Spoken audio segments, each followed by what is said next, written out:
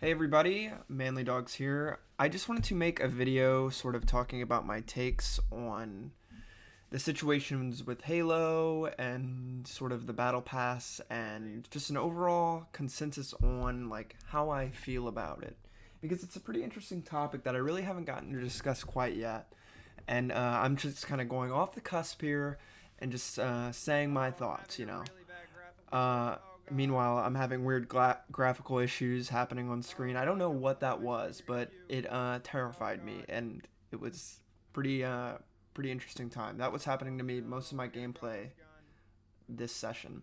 So, anyways, as everyone knows, with Halo Infinite, it had an early release, which was genius, by the way. I think that is probably the best PR stunt a massive multiplayer shooter can do. As they say, there's only room for three like big games of each genre. If you don't know it, it's probably COD, and then it was Battlefield or Overwatch, or there was like I forget. There's like a very big three that I can't really name off the top of your head. And to enter into that top three, like the ones that are like people are going to be consistently playing, um, you have to do something unique. And I think the way you do that is by saying your game is coming out in 2 weeks and then it comes out 2 weeks early. For anyone who didn't know, though, they had a flight that was remarkably polished. And by then, you could kind of feel it like, why isn't the game just coming out now? And in that flight, they actually had the same issue that they're having now. Is they had a progression tier and it was like very slow to move through. And you had to complete challenges to move through it. And I 100% am telling the God's honest truth. There was the same reaction to the flight progression as there was in the beta progression. And just sort of preference, the progression system is a system of 1 through 100 of a battle pass that is free, or you can pay $10 to get the premium pass. And with that, you get like 100 different items, right? That you reward the standard battle pass fare that we all know, right?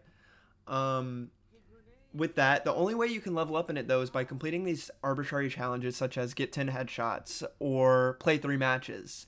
But when you get to the later tier challenges that reward more XP, they become hyper aggressive, such as get 3 shock chain kills, which I have yet to ever do in this entirety of this game, or flatten 3 enemies with the repulsor, which you can only do that by bouncing an enemy into the wall, or challenges even such as get a headshot on an enemy who just flew out of a grav lift, or what's another one? Get a headshot on a driver in a warthog of a vehicle as they're riding it, and that feels terrible, and it is terrible.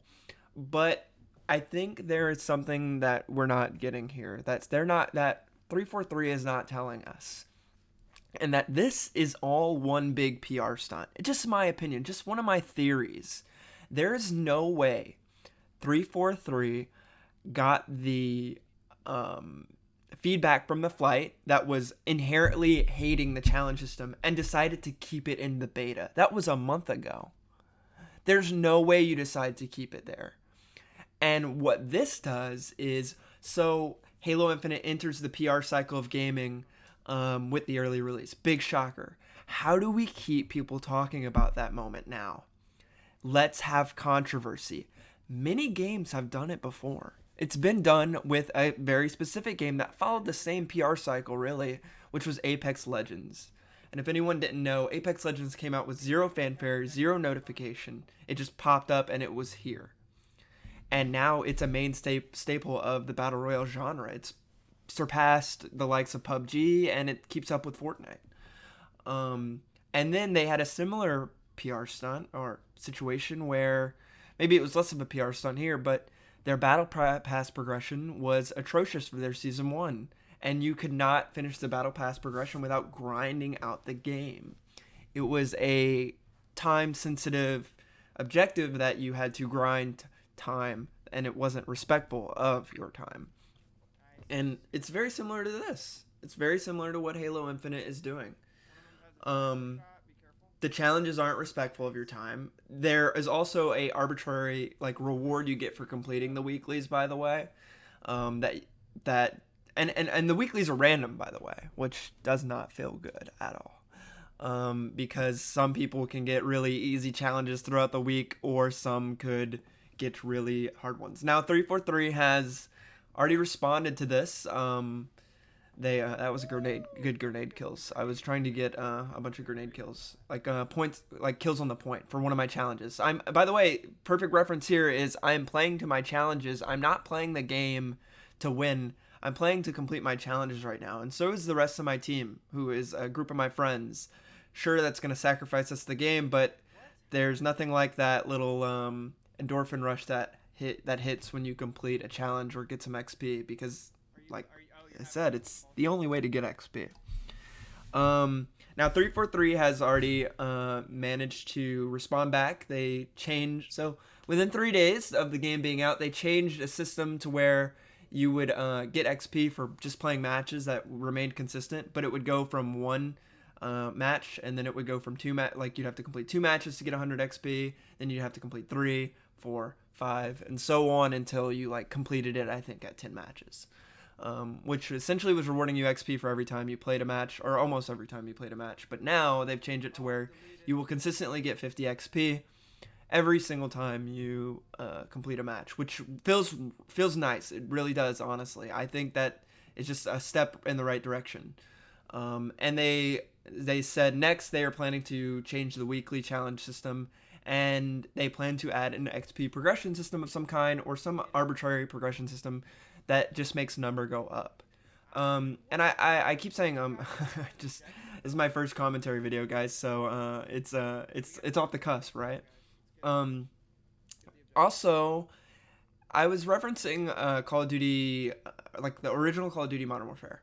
Is when you leveled up in that game, it felt good, didn't it? It hits you with like the guitar riff solo, with the symbols and graphics popping up on the screen. It like stimulates your senses, and I think that's like one of the things that adhere people to Call of Duty is like you're always like moving through this progression system of weapons and a ranking system, and people love that feeling. They love the feeling of I am better than you because I've played longer, because my rank says so.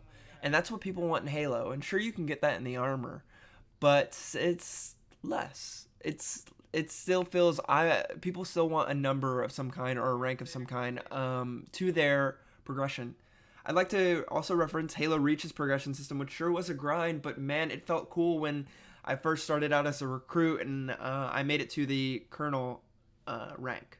But then you get to the Colonel rank and you take a break from the game for a month, and you come back and you see that there is a Enforcer, which is a symbol of a ghost, which was mind-blowing to me as a young adult. I was like, what is this rank, and why am I scared of it?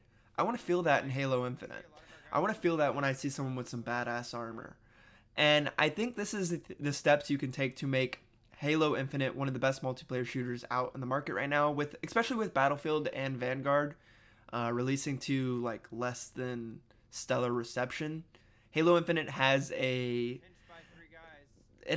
skeleton and the systems of a game that will succeed for a long time. It feels polished, and it shows that as a developer, as a AAA game developer, you can still release polished games as a service. You can still push out this content that is also, I'd like to reference, they said highly customizable Spartans. Every single one of those people look different. Anyways, guys, I hope you enjoyed the video. Thank you.